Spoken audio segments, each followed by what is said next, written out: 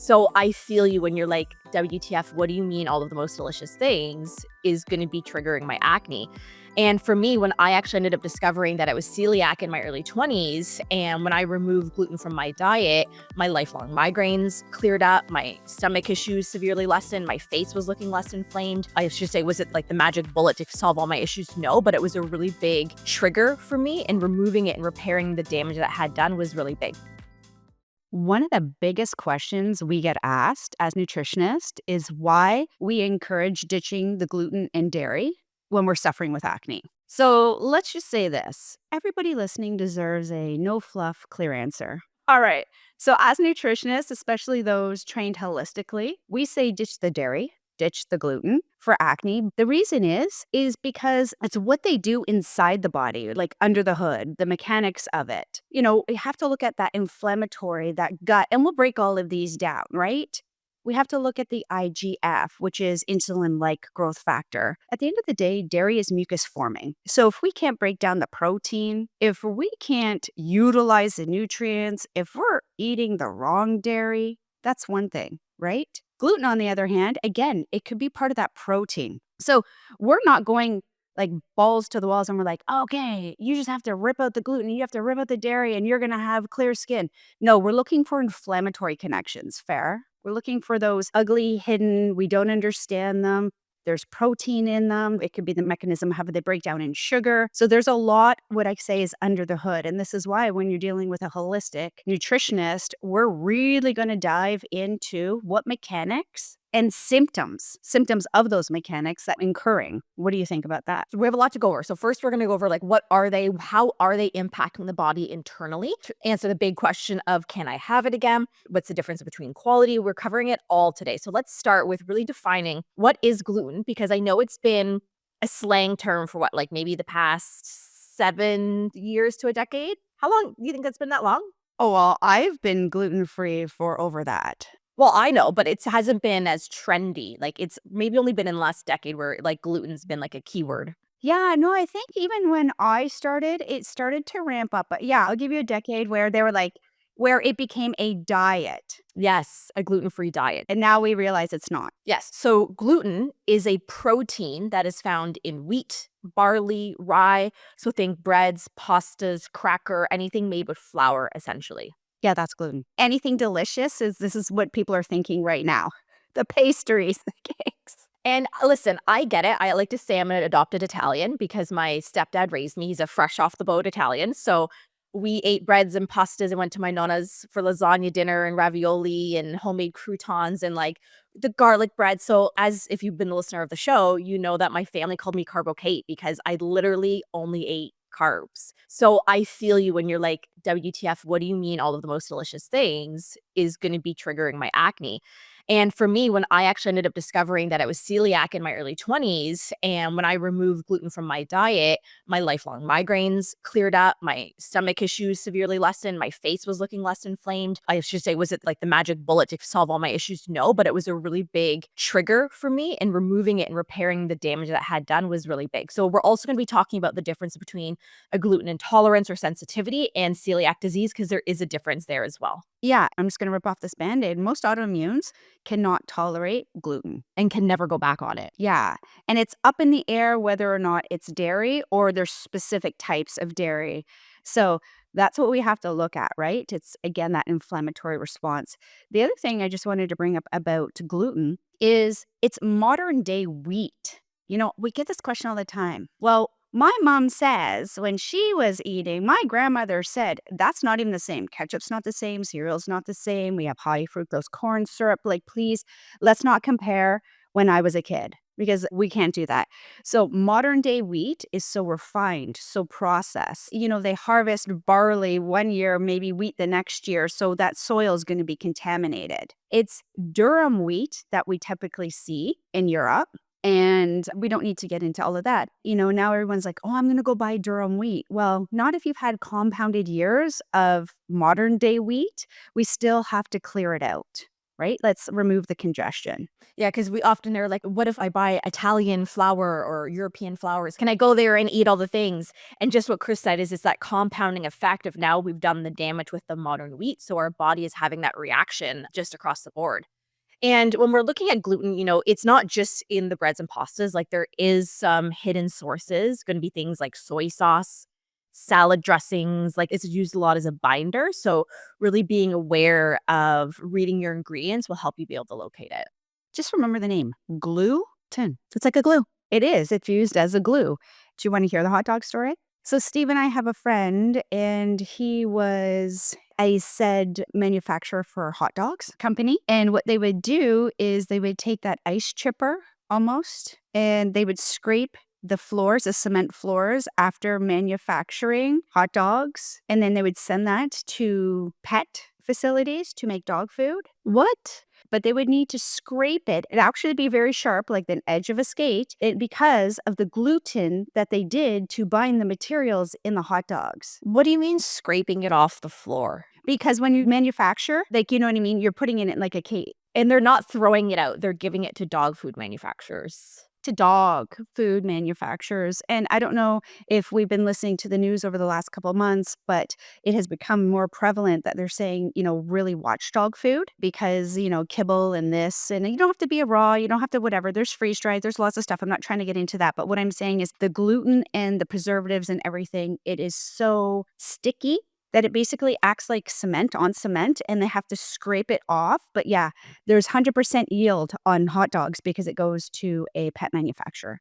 So on the other hand, we know what, dairy is a very commonly used thing. It's in anything from cow's milk, goat's milk, sheep's milk, buffalo milk, any type of milk.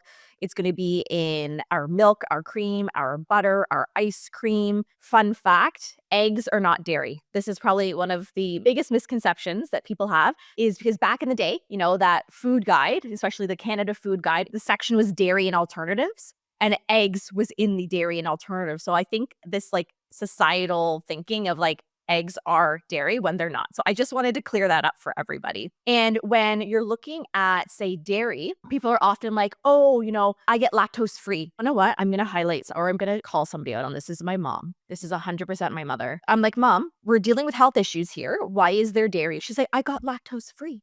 It's fine. I'm like, okay, let's just talk about this. Yes, so lactose is the sugar in the milk where there's proteins that are inflammatory and that cause issues as well, the casein in the whey. So we have to remember that just because it's lactose free doesn't mean you're getting rid of the inflammatory properties. Okay, do you want a fun fact about whey? I would love a fun fact about whey. I'm just going to do fun facts today. So whey is actually a byproduct from the production of milk and dairy. And whey, they didn't know what to do with it. So they used to, again, deliver it to different sources, whether it's animal feeds, these types of things. And then they thought, oh my gosh, we can make a killing out of that and whey protein. Whey protein. And now they have 100% yield. There we go. Now let's kind of dig into the role that gluten and dairy play into inflammation in the body. So the inflammatory response, again, gluten, especially what I was talking about, that modern day wheat, it's going to trigger an immune response in many people, not little people, many people. And that's including people without celiac, like myself, autoimmune, right? Other people, it just depends on the compound and the overall inflammatory responses they're dealing with their body because this drives up low-grade inflammation. And that is going to be a key player in chronic acne. I wish I had better news, everyone. This is legit. Permeability, leaky gut?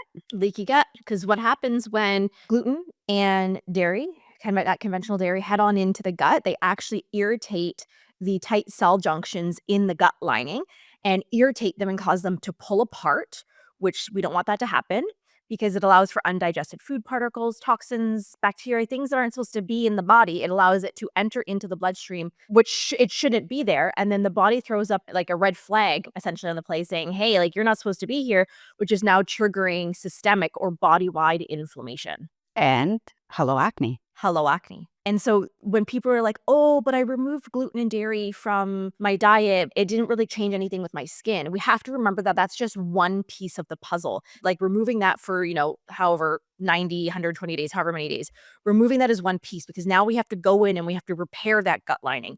We have to rebalance that gut microbiome. We have to support our hormones. We have to support our liver because we need to be making sure we're rebalancing the body systems. You make it sound easy. Let me go into nutrient absorption because you know how I feel about minerals. So, we are going to potentially get some absorption issues. With gluten sensitivity, it can interfere with zinc, selenium, B vitamins, all of that absorption. Those are going to be critical, not just for clear skin, but we need it for healthy detoxification of the body. So, this is why when we're running the hair trace mineral analysis, even though somebody says, does it test for gluten sensitivity? I'm like, no, it doesn't. But there's minerals that can start to show acidic like environment, inflammatory like play. We can see mineral misalignment. And what do we do every single time we have acne and people come in? We see zinc supplementation. Unless they've been listening to the podcast, I'm going to do a shout out right now to people. Is they're like, I listened to the podcast and I haven't been on zinc supplementation for 2 months. So, and it's not that zinc is a bad beast. The thing is zinc has to be balanced intricately because zinc and copper play on hormones, play on acne, play on drug metabolites, detoxification. So it's a bigger beast. This is why we want to do it all in synergy, right? Those are the big ones to me. Well, I think we need to talk about dairy and its impact on insulin-like growth factor 1 and the blood sugar. Yeah, it's not fun. Another one. Like when you say we, is that like me? Because like I can talk. I know you like this topic, so I'm going to let you do it because then I'll go into the sensitivities versus allergies versus that. Both can spike insulin-like, so the IGF-1, so insulin-like growth factor. Dairy, even the clean sources, everyone, even the clean sources. Oh, Cris, you're going to get the raw dairy people are going to come at me in my DMs. Don't get me wrong, raw dairy can be absolutely beautiful. If you're suffering with acne, please come very uber educated as to what it does inside the body, how it's broken down, and what mechanisms it's needed. It's not that we're trying to poo-poo on the dairy and poo-poo on the gluten. We know it's not, your body is just struggling to handle it. However, it's the system broken. You're not broken. Your body is trying to work within a system. So let's look at the system, right? So we'll leave that on the table for anybody that likes dairy. However, even the clean sources can drive up IGF-1. This is going to increase sebum production, skin cell turnover. Both of these, now we're going to get congested, clogged pores. Often we see that maybe around the nose and like blackheads, like a lot. Like, why is that so congested in there? And then if we look at gluten-containing carbs, and I always say fibers and carbs just as a reminder, so carbs are not the ideal. So when we take those gluten-containing carbs, they're going to spike, or sorry, I should say can spike insulin. That's going to trigger more androgens like testosterone, and again, more sebum. So we really have to watch the IGF-1. We really have to watch even more beyond just balancing blood sugar stability, right? We have to look at how your body's breaking it down because that, if it cannot be broken down, alters blood sugar, or I like to say blood glucose. Love it. All right, so let's kind of talk about the difference between sensitivity and allergy and celiac disease. So food sensitivities, which can also be called food intolerances, I think is probably one of the least understood categories because it's a little bit different than an allergy. So generally, sensitivities to foods, whether it's gluten, dairy, or literally any food that exists, these aren't going to be showing up on that traditional allergy test that you're going to be getting from your doctor because these are often delayed reactions. So what's interesting is if you have a sensitivity or intolerance to, say, gluten or dairy, it can actually take up to 72 hours for that kind of symptom to show up within the body. And it could be anywhere from physical symptoms, like maybe our skin is flaring, maybe we have joint pain, maybe we get a headache, but the symptoms for me is a headache. Maybe it's actually changes in our mood. Maybe it's changes in our mental state or our digestive function. And an intolerance or sensitivity usually develops over time due to gut dysfunction, like a leaky gut, like dysbiosis, like chronic stress, where our gut lining has become damaged and particles of food, whether that's, again, gluten, dairy, or whatever other food, they sneak in and they trigger that immune chaos. So that is a food sensitivity or intolerance. They're much trickier to kind of relate, like, oh, I ate this, but then I felt like that because it can have a delayed reaction. Next up is a food allergy. This is an immediate immune response. This is usually involving your IgE antibodies, and these are the classic allergy symptoms: hives, swelling, anaphylaxis. We can see that in things like shellfish and eggs and nuts. And when we're looking at an allergy, it is that true immediate reaction. Then comes a celiac disease, which is specific to gluten. And this is an autoimmune disease where gluten actually causes the immune system to attack the small intestine. And this is going to be leading to things like a nutrient deficiency, maybe anemia, lots of other things. And this is where we would typically be seeing higher antibodies to gluten. And remember, there's an immune and non-immune response, right? Your IgE is like, and then the non-immune, we're going to start to get things like histamine. So something I just want to talk about symptoms with dairy for a second is the sniffing. Or the throat clearing. Yeah, or the cough, cough. It sounds a little bit wet, but then we have to clear right after. The itchy eyes, that could be part of it. Usually not so much the itchy eyes, but definitely a respiratory asthma, headache. Those are huge dairy. When it comes to gluten, usually we see cramping, pains, bloating, gas, and headaches more so than the other ones. And I mean, that's not exclusive to everybody, but I'm just letting you know that's kind of how we differentiate because we're looking for the dairy mucus forming. And in the gluten, it's usually a little slow. Like it can be right away, don't get me wrong. Oh, fatigue, especially fatigue after eating. That's what we see with gluten right off the bat.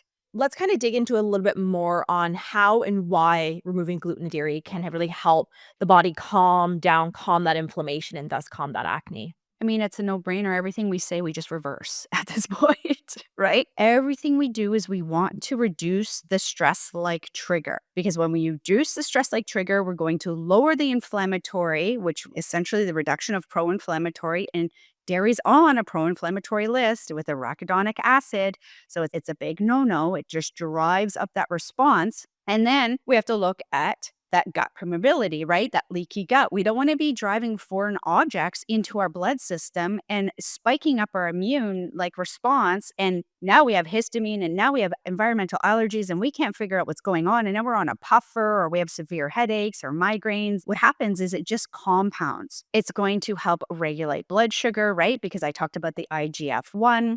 And we need to look at the absorption of the nutrients. We need to balance the mineral, balance all of the beautiful things. Just a cool fact here, calcium overload when we look at dairy. First of all, typical cow's dairy has 4 times the amount of protein than a human body. We suffer with breaking down protein as a society, period. I don't care where you're getting protein from, right? In clients with, say, high tissue calcium, so high like hair calcium, dairy can further slow down metabolism, block mineral absorption, especially magnesium and potassium. Both are needed to clear healthy skin. It also interferes with iron. It needs high acidity in the body. Do you see where we're going with this? This isn't a little thing. So because we know all of this, I just want to just ground for a second and say to everybody, if you are not in the band camp of removing dairy and gluten, that's going to be your option. Why we do it, and I want to be very, very clear because there's a lot of people on social media that will sell you language that says, oh, you don't have to do this, you don't have to do that. I'm going to say that might not be accurate. If we have not touched thousands of files to see that this becomes a culprit, it doesn't mean we're asking you to do something forever either. We're saying, hey, we have so much static. We have this big ball of yarn right now, this big, huge spider web. Are you going to walk into a spider web? Nobody's going to walk into a big spider web, but yet we do it with our food choices because we just have not been educated to do otherwise. 100%. So we're trying to send Cris in. We're trying to send Paige in so Katie's not grossed out. But for you, what that means is we're trying to do it in a systematic format, meet you where you are. And then you know what is really cool? When people start transitioning, their cravings go away. Their food choices, they start to crave leaf lettuce. Who does that? Who does that in life? That's probably one of my favorite things when the clients are like, I'm at the end of my 6 months and I can't tell you how different my palate is. And I absolutely love it. Like I'm craving these healthy foods instead of the pizza and the burgers that I used to. Like we see it time and time and time again. That's the biggest reward for us as nutritionists. But at the end of the day, it is a choice. You can choose to continue with dairy. You can say, well, it didn't work in the past. If it didn't work in the past, I'm not sure. Was it set up properly for you? Did you know how long you needed to take it? Did you know the symptoms you needed to watch out for it? Did you reintroduce? Did you do it in a systematic way so that your body can inherently do what it needs to do through intuition and tell you? And did you do it with enough transition so that the pro-inflammatory response reduced substantially, that when you put it in, you had a reaction. You weren't waiting 72 hours, because that's what happens most often. So why don't we give like a quick breakdown, and if they do want to go gluten or dairy free, how do they do it? And then if they want to test it, how can they do that properly so that the way they can actually be looking for those symptoms? Yeah, well, we've done that before. We've done it a few times. So if you are looking to remove gluten or dairy, right, this is technically called an elimination style diet. So we always say, let's start with the easiest one for you. We don't need to go tomorrow I'm waking up and I'm going all of the freeze, because that's going to be very unsustainable, because you're going to feel like you're in deprivation mode. So what we need to do is pick the easiest one. Let's say for you, that is gluten. So as we're running out of things in our cupboard, we're going to be replacing them with different alternatives. So we live in a day and age where everybody is so lucky, because the amount of gluten-free and dairy-free options out there is insane. You have it labeled on every restaurant. Like when Cris and I did this decades ago, this was not a thing, right? We didn't get gluten-free anything. So being able to slowly do this. And Cris, what's another issue that we see when people first try going gluten-free, where they just like shove, like, oh, it's a gluten-free cupcake. Oh, it's a gluten-free baked good. I'm just going to add all of these in because they're gluten-free. Yeah, that's when we're going to start to see soy and corn and GMOs and other binders and more sugar.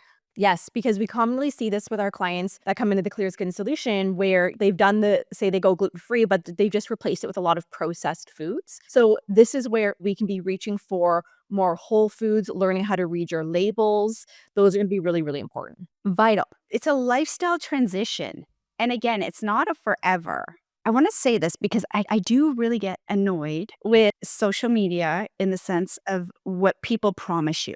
It's not a thing. Like, that's why when we came together as a group and the team expanded and expanded and expanded, even when I'm training the coaches, I always say, you do not promise somebody anything that you don't know is 100% accurate. I will not take a bet unless I know I'm 1,000% correct. It's not happening. So I always say our purpose is not the thing we do. It's the thing that happens to others when we do what we do. I know that sounds kind of convoluted. Essentially what it means is it's not about us. Our reward at the end of the day is when people are like, oh my gosh, I have energy, my libido, like, hey, you know what I mean? My eczema, my acne, my hair's not falling out. I have energy. I like my kids. I can tolerate my kids.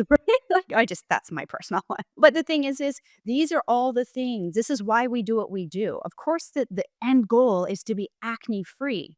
If you have all this static and you've tried it and tried it and tried it and you still have acne, there is your beautiful reminder that it's not the one thing. It's not the one or the two things. It is a conglomerate of the dairy, the gluten, the sugar, the corn, the soy, learning how to eat for yourself, learning how to advocate for yourself. And this is all a transition. And this is why, Katie, you did it over 6 months, because originally you were probably goaded into saying, hey, you know what, just, run it 3 months, run it 4 months. And you said right after that, there's no way. There's no way with acne, because you know the level of congestion. It's a lot of congestion. And I was sitting here thinking, I was like, maybe I should give them just a couple brand ideas, right? So when you're slowly starting to swap things out, let's do one thing at a time. So if you're like, hey, I would really love an option for like a gluten-free cracker, let's look at something like a Simple Mills. That's a brand you can get in Canada and the US. Love a Simple Mills cracker on Mary's. They're dangerous. I have to get the Costco size ones because my kids plow through them. And Simple Mills is just a great brand, and they're good. Anybody that has come inside the Clear Skin solution, I promise you, their response is, OMG, what have I been missing? Often I hear people say these are like crack, they're so good. And like they have a really great variety of options from Simple Mills. Mary's Crackers is some great crackers. Bread-wise in Canada, like we love Queen Street Bakery. They have amazing bagels. Their English muffins are so delicious. My toddler like plows through those as well. And they're high in protein and high in fiber as well. In the States, there's Unbun. Like in this US, you're gonna have a lot more variety than we do here in Canada. Even Odos, there's specific ones, like there's one that with like, there's orange, purple, yellow, like the orange one. not so bad. So just being able to, start slowly transitioning things. And let's say you've swapped out of the gluten, then you're going to pick up dairy. Then maybe find, oh, if I need like a milk, try an almond or a cashew or a coconut, whatever the unsweet milk that you like. Reach for, a vegan butter, but don't go for ones that's made with canola oil.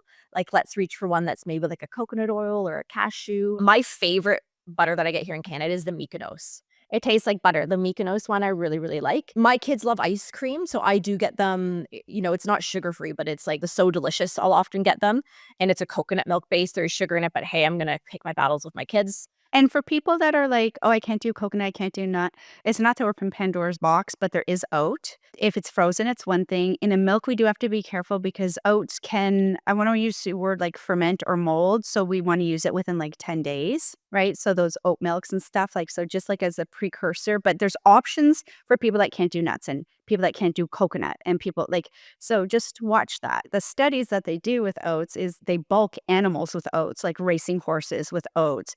And they do it even for breeding because it can build up testosterone. I'm pretty sure you are not eating a 5-ton truck of oats. And anything we boast of is variety, moderation, rotation. So it shouldn't be that impactful. Of course, it does break down as sugar. It is a grain. It is what they say a slow release. So how do we combat that? In your oatmeal, you may add pumpkin seeds, hemp seeds, heart, flax, whatever it is. You can add some cinnamon, protein powder. It's not about just eating something in isolation. Unless you're my middle child who likes to eat oatmeal by itself, stop it. Everybody, you want to hear my world? Oatmeal, it's dry. She won't even allow it very runny, sticky, and then adds maple syrup. Now that is a blood sugar instability. Now that is a hard no. Yeah, so there's lots of options, right? Just start going and looking and exploring at the stores. Like full fat coconut milk. Ooh, yum, love it. We could do that. There's lots on the shelves. Nuts, what's it called? Nuts for cheese? There's Nuts for Cheese. That's a Canadian brand. They do dairy-free cheeses and butters. Love them. And the States, let me tell you, you have way more options and clean. When Paige and I were in LA last fall and we went to Erewhon, I was like, I'm never leaving. This is where I need to move into. There are so many options here. Like I should have brought a suitcase just to bring food back. So let's talk through, Cris, how long do we typically want to see these things removed? And then let's go through how do we reintroduce them? Everybody, I'm sharing with the class, I'm hard knocks. I'm pretty hard knocks, but Cris is next level. So I want to see this out depending on your symptoms because this is not in isolation, okay? I want these out at a minimum of 6 months. I was going to say 6. Yeah. Your friendly, chatty AI server is going to tell you, try it for 30 days. Yeah, no, not happening. It takes 21 to 23 days to actually probably reform a new pattern, reform a habit, calm down that inflammatory. It's not enough in order to get us fully out of pro-inflammatory. So I'm not on that band camp. And why I am so hard knocks is because I do this daily. This is my jam. This is my life. This is my passion. And I don't want people prematurely adding things back in, creating that storm, potentially having quote unquote relapse, all for you to judge yourself even further, because that's how that emotional connection is going to come down. So minimum 6 months we're taking it out for. And now, because we have clients that come in and we always say, once we've helped you repair your body, our acne's cleared up, our symptoms are gone, we have 2 camps of people. I would say the majority of our clients are like, I feel so good that I don't want to go back to the way that I used to eat. And then we have a smaller camp of clients are like, I want to have some flexibility. I'm going on vacation to Italy. I want to go have a girls' night, going to a bachelorette, I'm going to a wedding. I want that flexibility in my life. So now let's talk through how do we reintroduce on elimination style diet to test? And then how do we include dairy and gluten in our day if that's something that we want for the balance? Okay, so if we're going to test, say, gluten, depending on how many grains, right? Like we don't want to overdo grains either. So first I'll say to people, let's get in, a little bit more liberally, the quinoa, the buckwheat, the millet, and gluten-free oats that might have been in, but might or not. I just want to see them come in a little bit more because we want to see how the body's doing that. Again, that insulin-like breakdown and all of the processing. Outside of that, perhaps we go with a organic because we want to make sure it's not the chemicals we're reacting to, right? When we bring back in gluten. So organic heritage wheat, corn, or an emmer. They're going to be in small amounts. So maybe we want to do a pulse test, and that's an easy search everybody can do. It's not uberly scientific, but I'm telling you, it can definitely bring out some things. So pulse test is like when you put it in your mouth, whatever, you get resting heart rate, all of these things. Outside of that, you want to probably include it small amounts over 3 days, and then you want to hold. And just that one thing, adding in the wheat and the barley and the spelt, because we do have cleaner wheats, right? Durum wheat. I'd rather go with the cleaner, less aggressive wheats than the processed wheat. And people say, what about bran? Same thing. And then gauge how your symptoms, your mental, physical, and emotional symptoms. Keep a little notepad in your phone or on your desk, wherever it is, to gauge your symptoms. And we're only reintroducing one food intolerance or one possible food intolerance at a time. And then you would wait, say, another 5 days, and then you would try dairy. Yeah. Even what about fermented sourdough? So preferably a long ferment, definitely like 18 to 24 hours. That's how it's traditionally made. That's going to lower the gluten content. It's going to reduce the phytates, which is like the binder of things like that. And when we do these whole foods, again, we're going to avoid that processed, enriched wheat products, no benefits, all burden. So we have to watch out for that. It really comes down to the quality, just like everything. For dairy, where I would start, perhaps goat or sheep. A smaller animal. And Cris, explain why. Because we are small animals, so we have a similar protein mechanism complex as these other animals. A cow is massive. We're talking tons, right? This is why they need more protein. So we could do lower in A1K. I say casein, you say there's American, Canadian. You tend to be better tolerated. Right? Like an A2, like you could try, I would say, a raw goat or raw sheep first. That would be the least inflammatory. What you can get in the States, there's still some parameters about transportation, stuff like that, but we don't want to know. So when I say lower A1, that could be A2. You can't get in Canada. Yeah, A2, an A2 milk, a raw dairy, raw dairy community, they're strong out there. Putting our disclaimer, when legal. When legal, let's put that disclaimer on there. Because it does retain enzymes that support digestion. So raw dairy community, I get it. I understand it, right? And the reason why we don't have raw dairy, fun fact, in Canada is because there was one case of a death from raw dairy, one case of B17. So ghee, clarified butter, free, lactose, those types of things, usually skin savvy. Make sure it's organic, please, because again, what the animals are fed is going to be one of those skin demise like behaviors. You are what your food eats, right? And I mean, hey, full fat plant yogurts and stuff, like we don't have to. Like we can do goat and sheep and all these wonderful things. Please read the label, because I have said this 100 times. I have walked in the grocery store and I was like, oh, feta, maybe I'll get the kids some feta. And I was like, why is there a cow on the feta lid? You know, that little dairy cow that is their emblem for everything? I looked at the back, and I knew this from my food service industry days, fair, because we used to buy the other stuff because it was cheaper, and it was cow dairy and goat. And the complement was 10% goat.